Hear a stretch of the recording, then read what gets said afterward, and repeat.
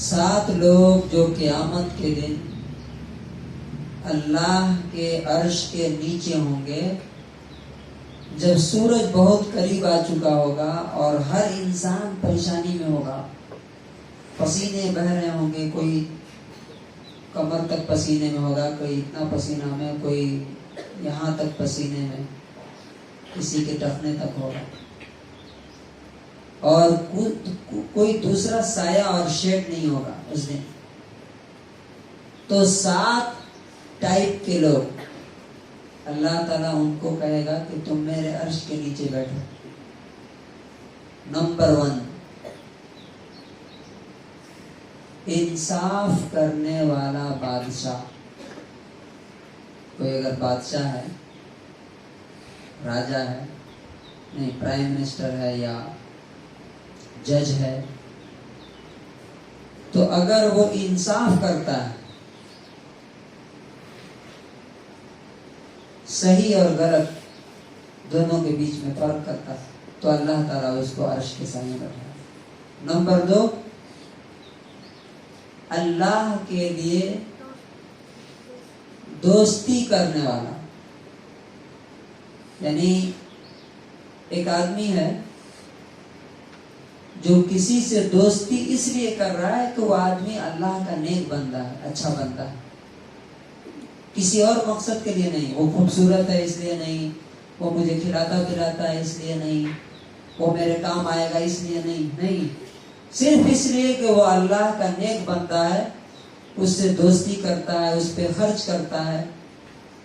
تو قیامت کے دن وہ آدمی بھی عرش کے سامنے. تیسرا، وہ نوجوان جس کی جوانی فری فائر میں، پب جی میں، فون پہ بات کرنے میں، فلم دیکھنے میں گزری ہے نا؟ کون سا نوجوان؟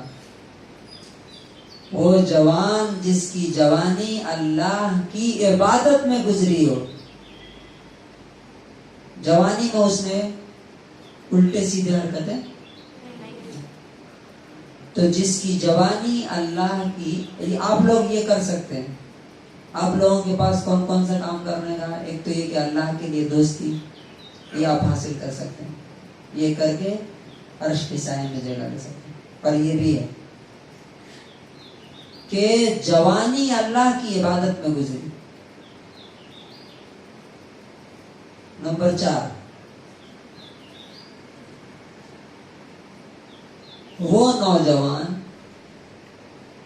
جسے کوئی لڑکی، اور خاص طور سے جو اچھے گھرانے کی، اس میں بتایا گیا ذات منصب و جمال، جو کسی بڑے گھرانے کی ہو، اونچی ہائی فیملی کی، اور خوبصورت بھی ہو، وہ بلاتی ہے اور وہ کہتا ہے کہ نہیں، مجھے اللہ سے ڈر لگتا ہے، تو اس جوان کو بھی اللہ تعالیٰ قیامت کے دن عرش کے سائے میں جگہ دے گا.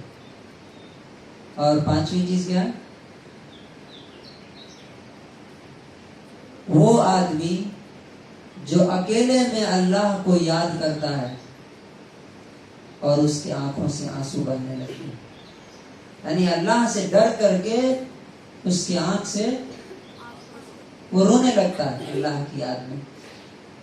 اور 6ٹھی چیز، داہنے ہاتھ سے صدقہ دیتا ہے تو بائیں ہاتھ کو خبر نہیں. مطلب کیا ہوا؟ چھپا کے دیتا ہے، کسی کو بتاتا نہیں ہے، تو پتہ نہیں لگتا کہ کس نے کس کو صدقہ دیا. کتنی چیزیں ہوئی؟ 6. 7ویں کیا ہے؟ ہاں، وہ آدمی جس کا دل ہمیشہ مسجد سے اٹیچ رہتا ہے. یعنی وہ کسی کام میں ہو، چاہے اسکول میں ہو، کالج میں ہو، آفس میں ہو، اس کا کان ہمیشہ جو ہے مسجد کے اذان. یعنی جب بھی فری ہوتا ہے وہ کہاں آتا ہے؟ مسجد میں. مسجد میں آ کے اسے سکون ملتا ہے.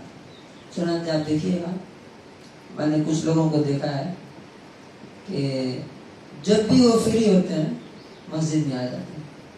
مسجد میں آ کے قرآن پڑھنا، تسبیح پڑھنا، یا کم سے کم مسجد میں بیٹھے رہنا.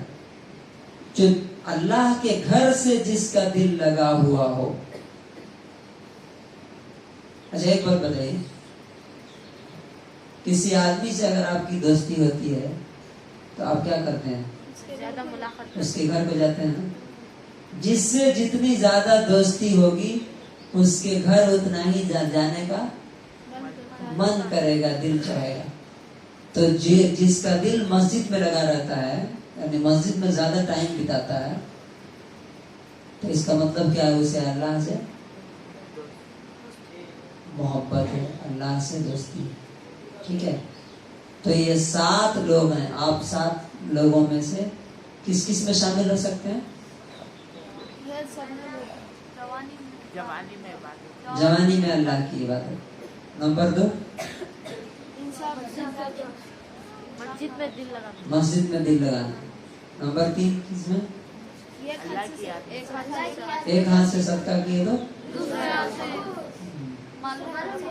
اور اللہ کی یاد میں رو سکتے ہیں آپ اللہ کے ڈر سے. اچھا آپ بتائیے, آپ میں سے کتنے لوگ ہیں جنہوں نے کبھی اللہ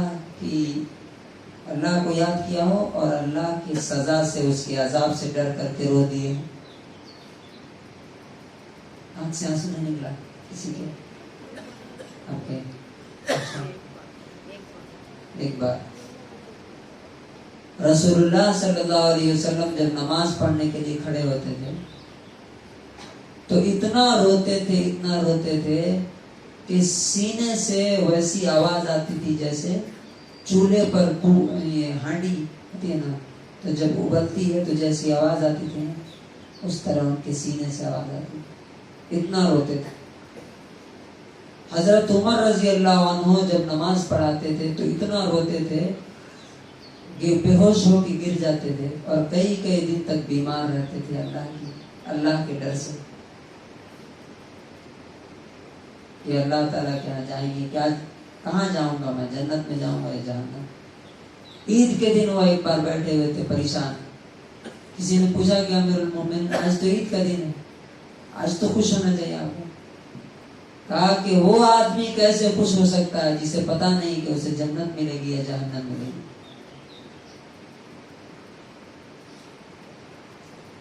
تو جو لوگ اللہ سے ڈرتے ہیں, اللہ کی یاد میں روتے ہیں, ان کا اللہ تعالیٰ کے یہاں بہت بڑا مقام ہے. ٹھیک, بات کریں.